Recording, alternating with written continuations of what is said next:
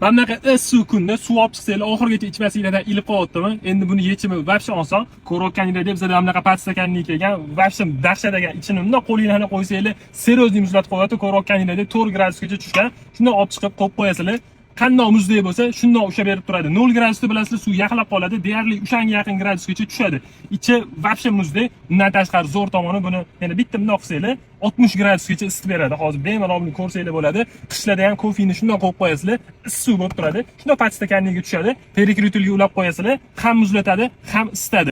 Ko'rayotganinglarda ancha sifatli qilib ishlab chiqarilgan ekan. Sensorlarning ishlashini qaranglar. Bitta qilamiz issig'iga o'tyapti. Yana bitta qilamiz muzdegiga o'tyapti. Ichi ham uje qo'lni qo'ysa ancha muzdek, pastida katta kullari bor. Ovozi ham yo'q ekan, muzlatishi ham vobshe zo'r ekan. Bemalol bizga buyurtma bersanglar bo'ladi, butun O'zbekiston bo'ylab yetkazib beramiz. Ko'rayotganinglarda yana muzdek suvni hozir ilitadiganga qo'yib qo'yganmiz, uje mana 41 gradus. Qo'lni qo'ysa uje sal kuydiradigan darajaga chiqyapti. Buni yana bitta shunday sensordan bundoq qilib 4 gradusgacha muzlatib beradi.